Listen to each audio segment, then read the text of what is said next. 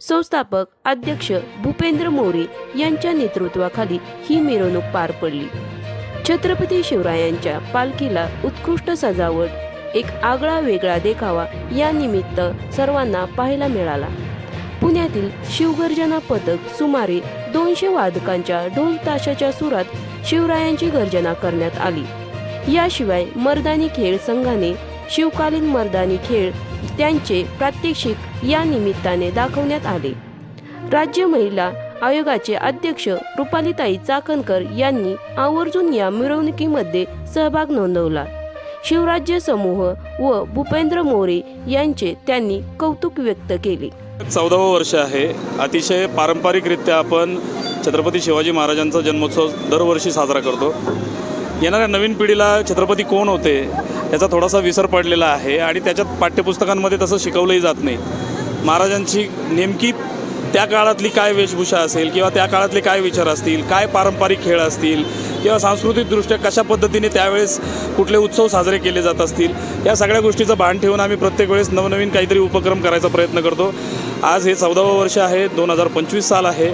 395वी आपण साजरी करतो शिवजन्मोत्सव सोहळा। तर या गोष्टीने औचित्य साधत रक्तदान शिबिर असेल, आज भव्य शिवमिरवणूक असेल आणि उद्या होम मिनिस्टर महिलांसाठीचा कार्यक्रम असेल, असं विविध कार्यक्रमांची योजना आम्ही आखलेली आहे आणि त्यानुसार आज शिवमिरवणुकीला सुरुवात झालेली आहे। आपण आता अभिरुची पोलीस स्टेशन इथपासून आता सुरू करतोय, ते आपण लाडलीपर्यंत जाणार आहोत आणि लाडलीपासून आपण नरे रोड गोकुळनगर मार्गे आपण अहिल्यानगरपर्यंत पोहोचणार आहोत।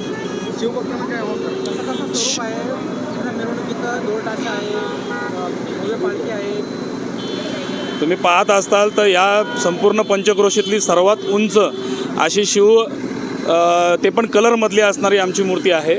शिवराज्य समूहाकडनं आम्ही दरवर्षी तिला व्यवस्थित पेंट वगैरे करून घेतो।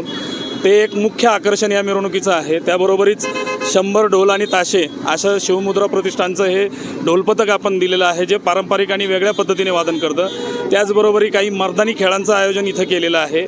बाकी सर्व तुम्ही पाहताय, पालखी आहे। दरवर्षीप्रमाणे आपण ती पालखी मिरवतो आणि लोक येतात, पालखीचं दर्शन घेतात आणि त्या मानाने मनोभावे छत्रपती शिवाजी महाराजांच्या पायी नतमस्तक होतात।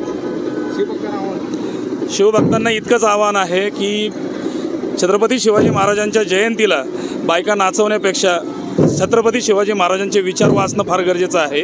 कारण स्त्रीचा सन्मान करणं हेच आपल्याला छत्रपतींनी शिकवलेलं आहे। डीजेच्या तालावरती नाचत शिवजयंती साजरी करण्यापेक्षा एकमेकांना पुस्तकं गिफ्ट करून शिवजयंती साजरी करणं जास्त महत्त्वाचं आहे असं मला वाटतं। केवळ महाराष्ट्रातच नाही तर देशभरामध्ये हा शिवजन्मोत्सव अतिशय आनंदामध्ये साजरा केला जातो। आपण पाहतोय अतिशय आनंदाचं उत्साहाचं वातावरण अगदी बाल चिमुरड्यांपासून वृद्धांमध्ये आहे। खऱ्या अर्थानं रयतेचा राजा ज्यांनी अष्टप्रधान मंडळ स्थापन करत खऱ्या अर्थानं समतेचं राज्य या जनतेला दिलं, शेतकऱ्यांचं कष्ट करायचा विचार करत सगळ्यात महत्त्वाचा म्हणजे आमच्या मायबाऊलींचा सन्मान करणारा राजा आणि त्याचा आदर्श विचार समाजामध्ये रुजावा हा प्रयत्न प्रत्येक बांधवांनी केला तर शिवजन्म उत्सव सोहळा आनंदात साजरा होऊन खऱ्या अर्थानं हा विचार पुढे घेऊन जाण्याची गरज आहे समाजाला आहे, ती या निमित्तानं पार पडेल। यामध्ये शिवराज्य समूह आमचे भूपेंद्र दादा आणि त्यांच्या माध्यमातून वर्षभरामध्ये अनेक कार्यक्रम पार पडत असतात आणि ह्या सगळ्या कार्यक्रमाचा उद्देश एक असतो, जनसामान्यांपर्यंत पोहोचणं आणि सरकारच्या माध्यमातून ज्या काही योजना असतात त्या गोरगरिबांपर्यंत कष्टकऱ्यांपर्यंत पोहोचावं आणि त्याचबरोबर या भागातील नागरिकांचे काही प्रश्न असतील तर ते महानगरपालिकेच्या माध्यमातून सोडवावं हा उद्देश त्यांच्या डोळ्यासमोर कायम असतो। आज देखील आपण पाहतोय अतिशय भव्य स्वरूपात शिवराज्य समूहाच्या वतीनं अतिशय मोठ्या प्रमाणातली ही मिरवणूक या ठिकाणी आयोजित केलेली आहे। माझ्या वतीनं सर्व शिवराज्य सोहळ्यामध्ये सहभागी झालेल्या मावळ्यांना मनापासून शुभेच्छा।